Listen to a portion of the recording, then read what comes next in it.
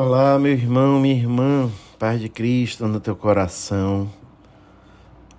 Ontem o dia foi muito intenso, não é? Para todos nós que amamos a igreja, amamos Pedro, amamos Francisco.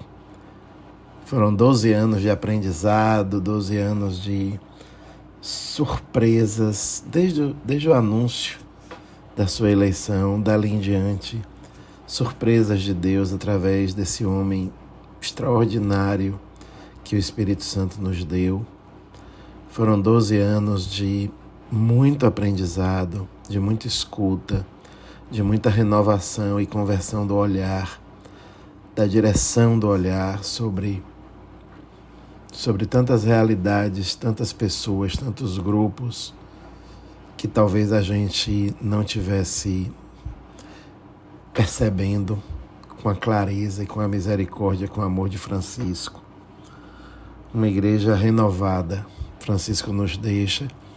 Então, iniciamos esse dia seguinte, ainda com o coração entristecido, mas sobretudo agradecido, porque o Espírito Santo não abandona a sua igreja, é verdade. A promessa feita é cumprida. O Espírito Santo não abandona a igreja. E a cada tempo vai dando respostas fortes, contundentes, como Francisco. Esse nome tão carregado de significado que agora tem mais ainda, muito mais. Se a gente já amava falar Francisco, por causa do pobrezinho de Assis, agora a gente ama ainda mais por causa do Papa do fim do mundo, como ele disse quando foi eleito, né? Nas primeiras falas depois da eleição. Vamos agora com esse compromisso, né? Compromisso de não deixar apagar a chama de Francisco em nosso coração, na vida da igreja, todo o ensinamento que ele deixou, as escolhas dele, as opções, não é, dele, o pastoreio dele, o amor por todos, o desejo de paz, de diálogo, o enxergar os invisibilizados, os últimos. Nossa, é muita coisa que com o tempo, só com o tempo a gente vai elaborando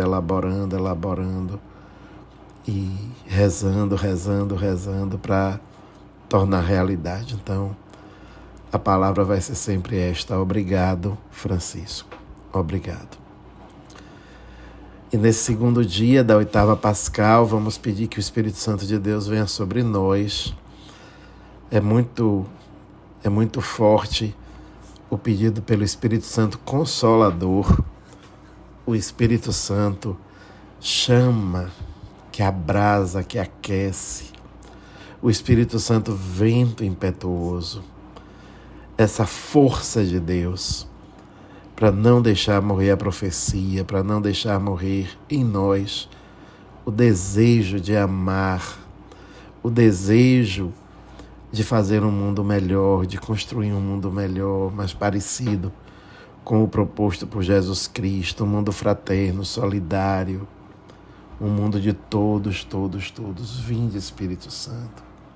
Vinde nos ajudar, vinde tocar o nosso coração para que nós sejamos sempre mais dóceis à Tua presença, sempre mais dóceis às moções que vêm de Ti, que nós sejamos sempre mais abertos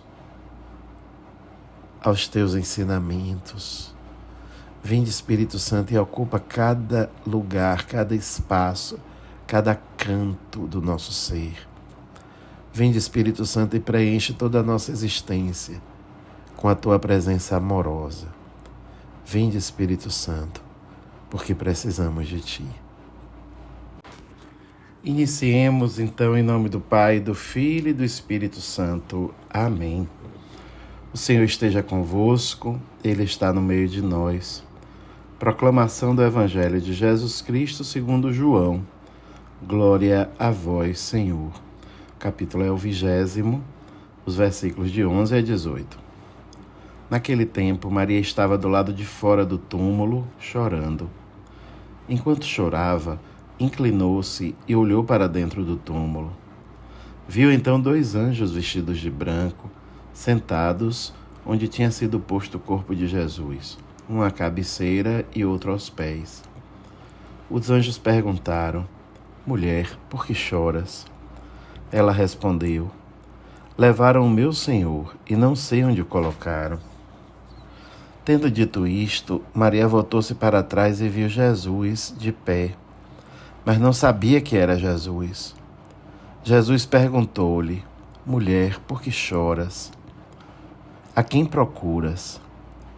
Pensando que era o jardineiro, Maria disse: Senhor, se foste tu que o levaste, dize-me onde o colocaste, e eu irei buscar. Então Jesus disse: Maria. Ela voltou-se e exclamou em hebraico: Rabuni, que quer dizer mestre.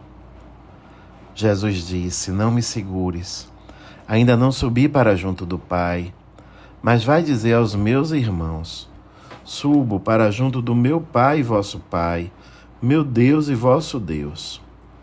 Então Maria Madalena foi anunciar aos discípulos: Eu vi o Senhor. E contou o que Jesus lhe tinha dito.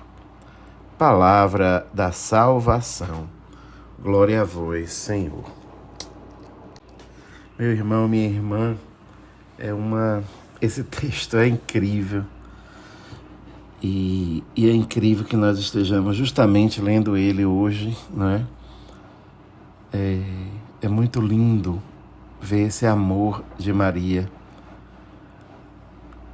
Madalena, por Jesus, essa amizade tão profunda de uma mulher que viu a sua vida ser ressignificada, transformada, renovada por um encontro com esse mestre, com esse Rabuni. E esse diálogo de quem conhece e quem é conhecido.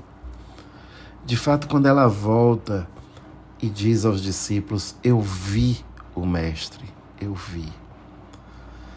Ela sabia do que estava falando, porque ela tinha visto aquele olhar transformador, aquele olhar que modificou a sua existência. Ela escutou aquela voz desde o primeiro encontro. Ela teve aquela vida transformada por uma amizade, por um encontro, por uma pessoa. E foi por isso, por se sentir reconhecida e por reconhecer, por ter esse encontro, por ter visto o mestre, que ela pôde anunciar com tanta convicção. Porque, meu irmão, minha irmã, é a experiência de amizade com Jesus. Nada mais do que uma experiência de amizade. Todo o resto é muito pouco. Todo o resto é muito pequeno. Nada pode satisfazer o coração. Nada pode dar sentido de coração, a não ser que seja esse encontro. Esse encontro que escute um nome ser chamado, porque Jesus conhece a gente pelo nome. E esse nome que conheça a voz do pastor. Imediatamente, ao ver o seu nome pronunciado por Jesus, ela disse: Mestre. Ela reconheceu. É esse encontro, meu irmão, minha irmã, que a gente deve buscar todo dia na nossa vida. Não como uma ideia, não como ideologia, não como uma ideia de igreja, não como uma instituição, não com regras e leis. Tudo isso é importante, mas o fundamental é o encontro pessoal. Essa deve ser a busca. Esse deve ser o empenho de vida. O encontro pessoal com Jesus. Eu olho para Ele, Ele olha para mim. Olhar para Ele me transforma. O olhar dele me transforma. É isso que conta. Testemunhas do ressuscitado. Que assim seja, que Deus te abençoe. Em nome do Pai, do Filho e do Espírito Santo. Amém.